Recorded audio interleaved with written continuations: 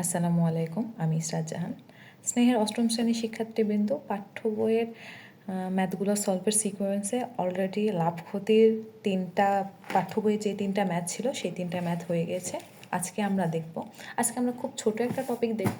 আমাদের অলরেডি তিনটা ম্যাথ হয়ে গেছে। 4 নম্বর ম্যাথটা হচ্ছে মুনাফা বা সুদের বিষয়ে। তো আমরা মুনাফার অঙ্কগুলো করার আগে কিছু সূত্রের সাথে পরিচিত হওয়া আমাদের খুবই দরকার। তো আজকের ভিডিওতে আমরা শুধু সূত্রগুলোর সাথে পরিচিত হব। সূত্রগুলোর সাথে পরিচিত হব। এখানে আমি আগে লিখে রেখেছি তোমাদের সুবিধার্থে।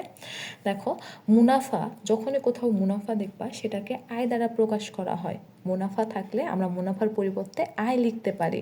মুনাফার হার যদি থাকে তাহলে আমরা আর লিখতে পারি। এই আরটা সবসময় পার্সেন্টে প্রকাশ করা হয়। পার্সেন্ট মানে কি 1/100 ভাগে প্রকাশ করা হয় আরটা। আমরা যখন ম্যাথ করব তখন এটা বিস্তৃত বুঝতে পারবা। আপাতত তোমাদের কাজ পরিচিত হওয়া, একটু পরিচিত হয়ে নাও।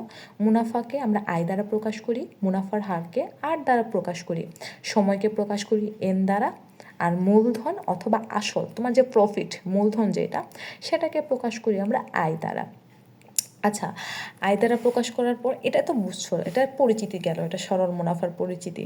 এখন তোমাকে কিছু সূত্র মুখস্থ করতে হবে। অবশ্যই মুখস্থ করবা, সূত্রগুলো না পারলে ম্যাথ করা যাবে না। আসলে এখানে মুনাফার ম্যাথগুলো অনেক টাফ হয়ে যায়।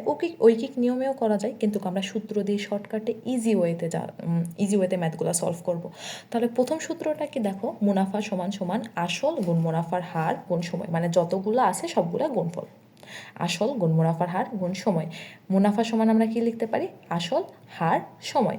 দেখো, মুনাফাকে আমরা আয় দ্বারা প্রকাশ করি না, তাহলে আসলকে পি দ্বারা প্রকাশ করি। তাহলে আমরা লিখি আয় সমান সমান পি, মুনাফার হার আর, সময় এন। তাহলে আয় সমান সমান পি আর এন লিখতে পারি না?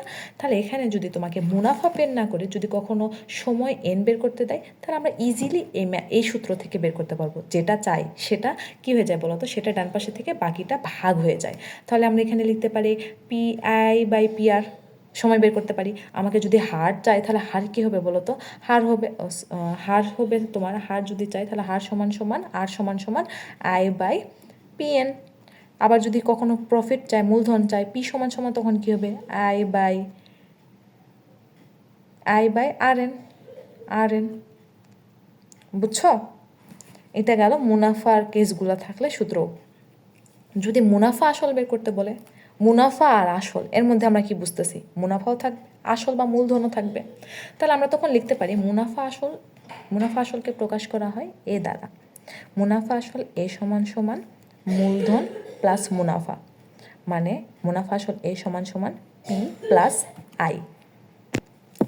আচ্ছা, এই পিটাকে আবার আইটাকে আবার ভাঙা যায়। আমরা কি জানি দেখো, আই সমান সমান পি আর এন জানি। তাহলে এখানে আমরা লিখতে পারি এ সমান সমান P plus P R N. আই সূত্রটা শুধু বসাই দিছি। এখন আমরা কি করতে পারি দেখো, আমরা দুইটার মধ্যে পি দেখতে পাচ্ছি, তাই না? তাহলে আমরা পি কমন নিতে পারি। তাহলে এ সমান সমান পি কমন নিলাম। এখানে কি থাকবে? 1 প্লাস ও পাশে থাকবে আর এন। তাহলে আমরা মুনাফা আসল এ সমান সমান আরেকটা সূত্র পেতে পারি, সেটা হচ্ছে পি ইন্টু 1 প্লাস আর এন। নেক্সট ভিডিওতে আমরা অঙ্কগুলো করা শুরু করব। ততক্ষণ তোমরা সূত্রগুলো সামারাইজ করতে থাকো।